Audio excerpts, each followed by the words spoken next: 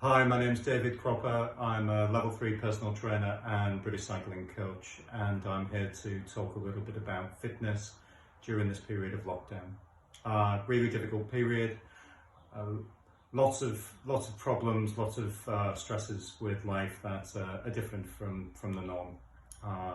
We may be working continuously, trying to manage a family, trying to manage that lure of the fridge calling us. There's lots of things that can become difficult.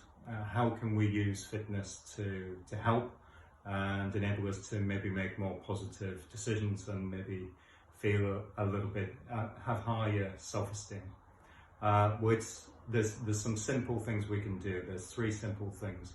The first thing is increasing your heart rate. So increasing your heart rate is a fundamental way of feeling better. We have more endorphins and we tend to have higher energy, which makes us smile. We're in a better mood. So increase your heart rate by 20 minutes per day.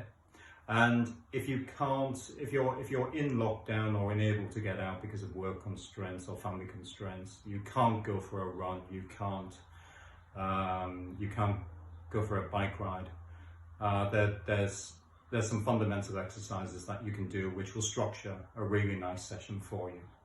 So if we structure our session around some base exercises, which are a squat, which is feet shoulder width apart, dropping all the way down and back up again, the lunge, stepping out into the lunge, right angle and shin parallel to the ground, and the plank, down into the plank, body nice and firm, hands beneath the shoulders. If we structure our exercises around these 3 exercises, from the plank we have push-ups, we could do a burpee, we could do a jumping squat, we could do lunges forward and backwards. So there's many different exercises there that we can do.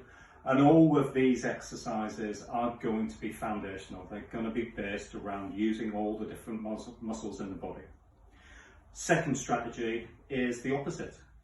So we're long heart rate, low heart rate there. What we're going to do is we're going to use high intervals, high heart rate.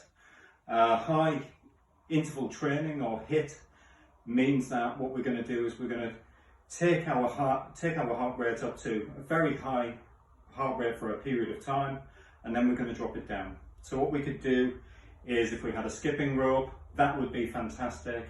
We could do things like TikToks, like that, and as fast as you can for a minute, and then you would wait for a minute and repeat. As you get better, you could do that for a minute, and you could rest for 30 seconds. So there's a number of ways that we can achieve high heart rate, which again will make us feel much better. High heart rate has been proven to be equal or more to these long 20-minute exercises. It really does rapidly increase your fitness. Third is stretching and mindfulness. Works to decrease some of these stress hormones, to enable us to feel better, to spend a little bit of time in a more peaceful way. How can we do some yoga moves? Some basic yoga moves would be a downward facing dog, where we're pushing our heels back and we're stretching all the way back into our heels. And then what we could do is all the way through and into our back stretch. So this is going to be fab if we're spending all day sat in a chair, feeling uncomfortable. This is really going to work with our lumbar area, and we're going to be able to stretch out that area. If we couple that with another base exercise, like a hamstring stretch, dropping down, touching your toes, putting your one foot across another, and again touching your toes. That's going to work with your full back chain, and that full back chain really dictates how you feel. If you've got a tight back chain, you've got tight shoulders. If you've got tight shoulders, you feel anxious, you feel more uncomfortable and more stretched out. So we've got three things there that we can work with. We're going to increase our heart rate.